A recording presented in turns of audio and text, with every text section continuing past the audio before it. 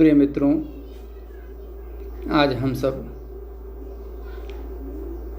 आधुनिक काल या जिसे हम गद्य काल कहते हैं उसके विभिन्न उत्थानों या सोपानों के नामकरण, प्रमुख रचनाकार एवं संक्षेप में जो उसकी प्रवृत्ति है उस पर विचार करेंगे।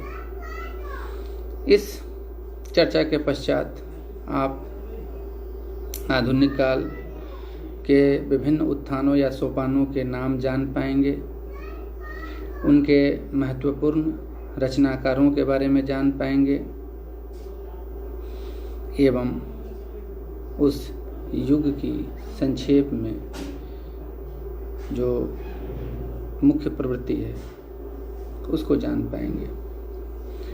मित्रों, हम लोगों ने पिछले अध्याय में देखा था कि हिंदी साहित्य के इतिहास को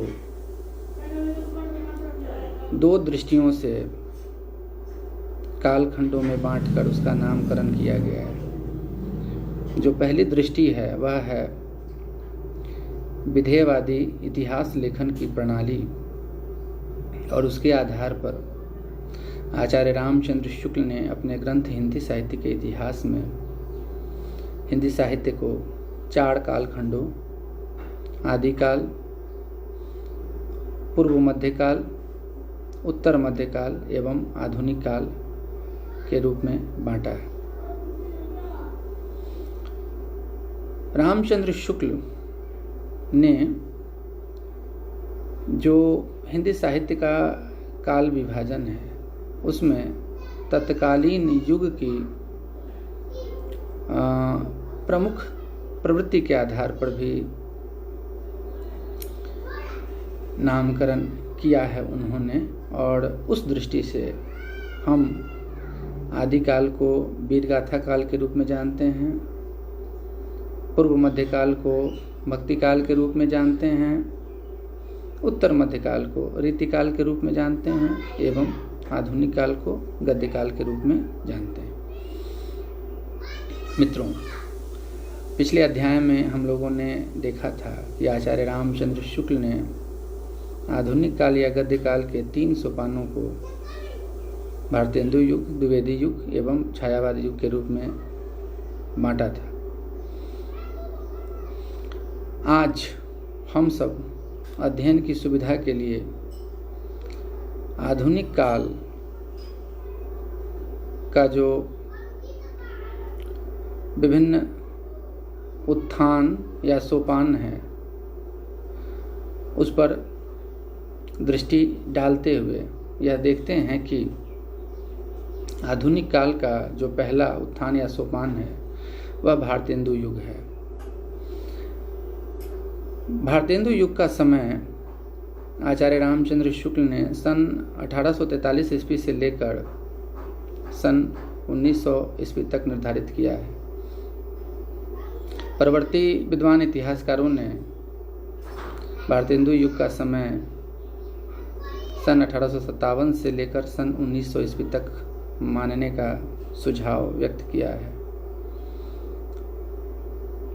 कहने की आवश्यकता नहीं है मित्रों कि इस युग के जो प्रमुख रचनाकार हैं वे भारतेंदु हरिश्चंद्र हैं एवं भारतेंदु मंडली के रचनाकार हैं। भारतेंदु मंडली के रचनाकारों में हम प्रताप नारायण मिश्र, बालकृष्ण भट्ट, बद्रीनारायण चौधरी, प्रेमघन, ठाकुर जगमोहन सिंह, अंबिका दत्त व्यास, राधाचरण गोस्वामी इत्यादि को जानते हैं। इनके अतिरिक्त राजा शिव प्रसाद सितारे हिंद, राजा लक्ष्मण प्रसाद सिंह, श्रीनिवास दास, इंसाल्लाह खान, बाल मुकुंद गुप्त इत्यादि भारतेंदु युग के महत्वपूर्ण रचनाकार हैं। गद्य की दृष्टि से अगर हम विचार करें मित्रों तो यह गद्य का निर्माण काल कहा जा सकता है, क्योंकि गद्य की अधिकतर आधुनिक विधाओं का निर्माण या प्रादुर्भाव भारतेंदु युग में ही होता है। भाषा की दृष्टि से अगर हम विचार करें तो हम पाते हैं कि खरी बोली हिंदी गद्य भाषा का रूप ग्रहण करती है और कविता की भाषा के रूप में उसका प्रयोग सीमित मात्रा में होता है। भारतेंदु युग के पश्चात हिंदी साहित्य का जो दूसरा उत्थान या सोपान है उसे हम आचार्य महावीर प्रसाद द्विवेदी के नाम पर, उनके अवदानों के आधार पर द्विवेदी युग के रूप में जानते हैं। द्विवेदी युग का समय सन 1920 ईस्वी से लेकर माफ़ करेंगे सन 1900 ईस्वी से लेकर सन 1920 ईस्वी तक माना जाता है। कविता के क्षेत्र में द्विवेदी युग खरी बोली हिंदी का विकास युग है। खरी बोली हिंदी कविता की भाषा के रूप में सक्षम एवं समर्थ होती है द्विवेदी युग में, और गद्य की भाषा के रूप में भी इसका जो वास्तविक विकास होता है वह द्विवेदी युग में ही होता है। मोटे तौर पर हम कह सकते हैं कि आचार्य महावीर प्रसाद द्विवेदी ने हिंदी साहित्य को जो सबसे महत्वपूर्ण वस्तु प्रदान की वह थी खड़ी बोली हिंदी।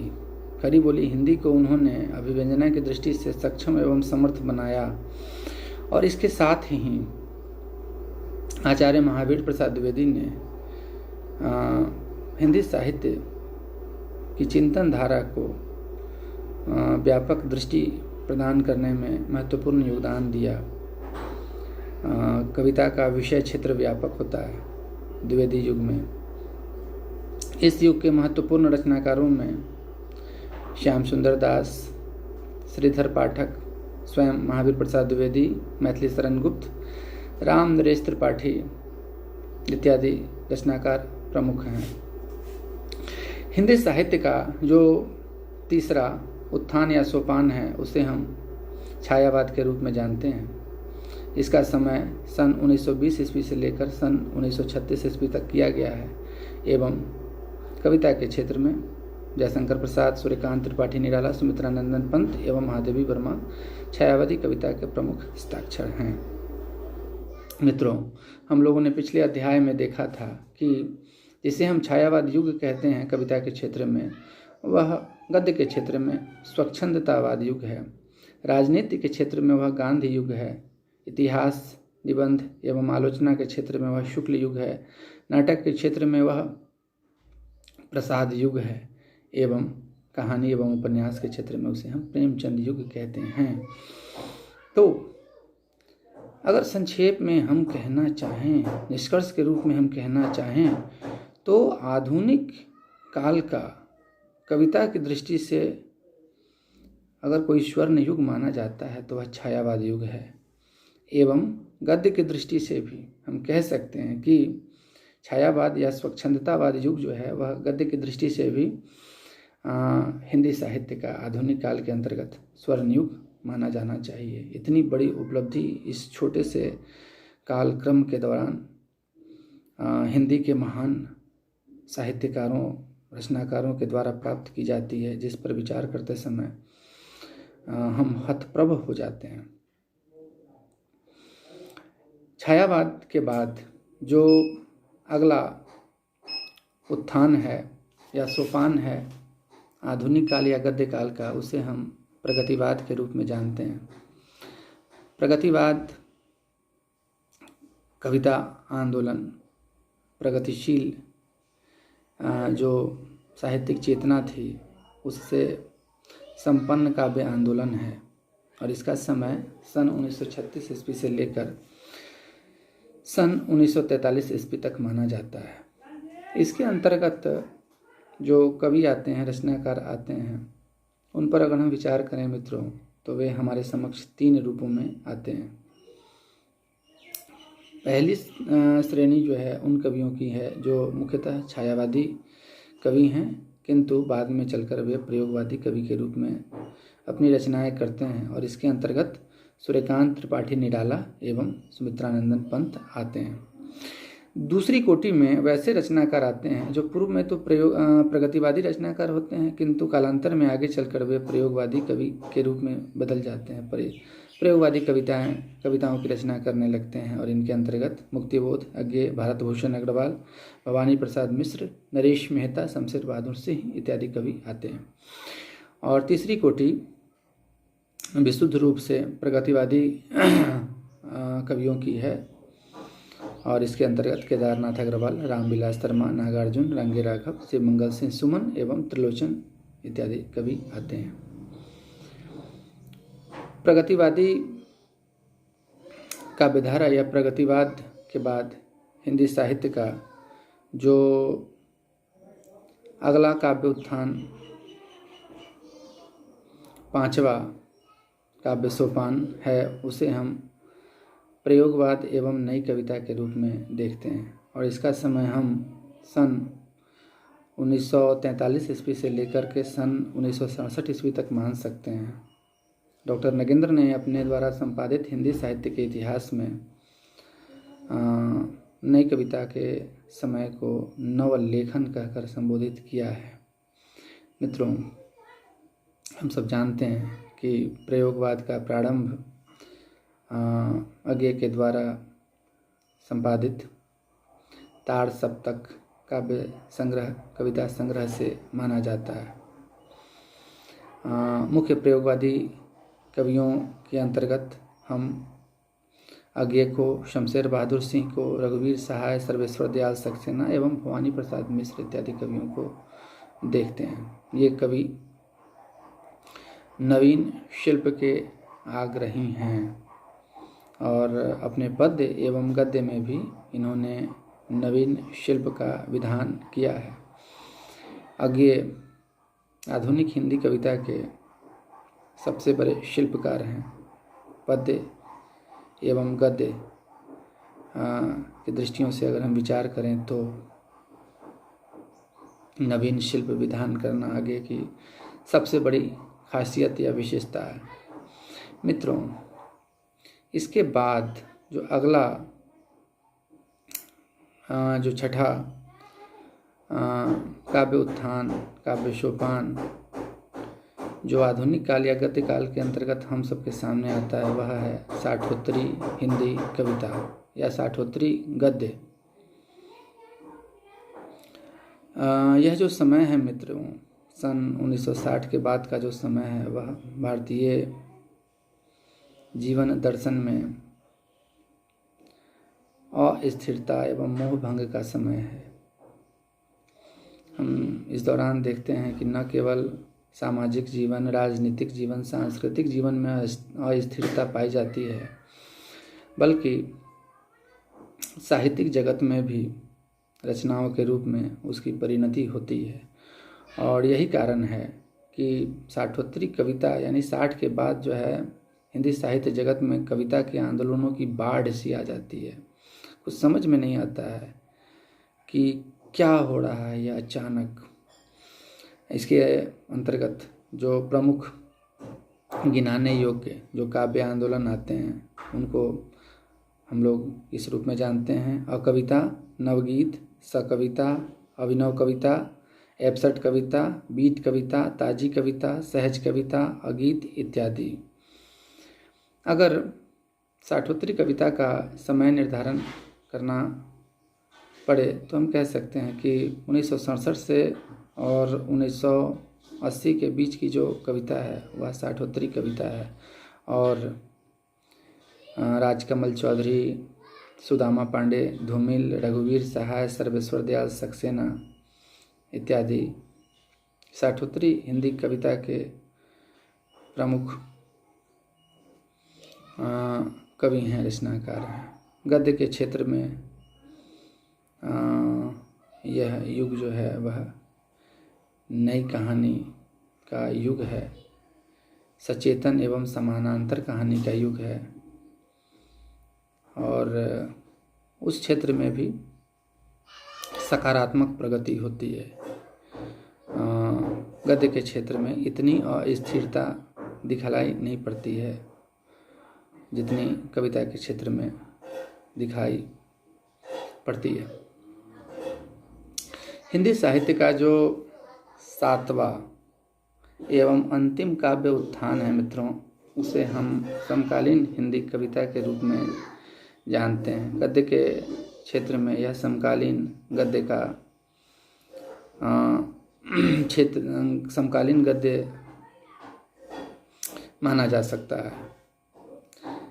विभिन्न विद्वान समीक्षकों आलोचकों के द्वारा सन 1980 से समकालीन हिंदी कविता या समकालीन गद्य का समय माना जाता है अब तक। जो इसके महत्वपूर्ण रचनाकार हैं, कवि हैं, उसके अंतर्गत हम देखते हैं आलोक धनवा, ज्ञानेंद्र पति, भगवत रावत, वीरेन डंगवाल, राजेश जोशी, अरुण कमल, मंगलेश डबड़ाल, अनामिका, लीलाधर जगुड़ी, एकांत श्रीवास्तव, गोपाल दास नीरज, अनुज लगून, राकेश रंजन इत्यादि प्रमुख कवि हैं समकालीन हिंदी कविता के क्षेत्र में। मित्रों, समकालीन हिंदी कविता या समकालीन हिंदी गद्य वैचारिक दृष्टि से तमाम सहमतियों एवं असहमतियों के बावजूद स्वयं में दो महत्वपूर्ण आधुनिक कहिए या उत्तर आधुनिक कहिए विमर्शों को स्वयं में समाहित किए हुए है। जो पहला विमर्श है वह दलित साहित्य एवं दलित चिंतन से संबंधित है, एवं जो दूसरा विमर्श है वह स्त्री विमर्श का है। दलित साहित्य के क्षेत्र में ओम प्रकाश वाल्मीकि, शिवराज सिंह बेचैन, जयप्रकाश करदम, तुलसी राम इत्यादि महत्वपूर्ण रचनाकार हैं। स्त्री विमर्श के अंतर्गत स्त्रियों के स्वप्न एवं मुक्ति का जो संघर्ष है उसकी अभिव्यक्ति गद्य एवं पद्य दोनों में हुई है। कविता के क्षेत्र में अनामिका एवं कात्यायनी दो ऐसी रचनाकार हैं, कवित्री हैं, जो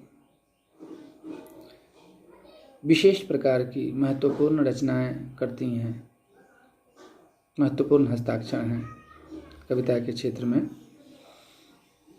स्त्री विमर्श के अंतर्गत जितना मेरा अध्ययन है, जितनी स्मृति में मुझे आ रहा है अब तक, उसके आधार पर मैं यह कह रहा हूँ। स्त्री विमर्श के अंतर्गत जो गद्य लेखन हुआ है, विशेष रूप से उपन्यास एवं कहानी का जो लेखन हुआ है वह बहुत समृद्ध है और उसका क्षेत्र भी बड़ा व्यापक है। कृष्णा सोबती, उषा प्रियंवदा, मृदुला गर्ग, मैत्रेयी पुष्पा, कात्यायनी, अनामिका इत्यादि ने अति महत्वपूर्ण उपन्यास एवं सार्थक एवं सफल कहानियों की रचना की हैं। तो मित्रों, इस प्रकार हम लोगों ने देखा कि आधुनिक काल या गद्य काल को अध्ययन की सुविधा के लिए 7 उत्थानों या सोपानों में बांटकर हम देख सकते हैं। जो पहला उत्थान है उसे हम भारतेंदु युग कहते हैं और इसका समय सन 1843 से सन 1900 ईस्वी तक माना जाता है।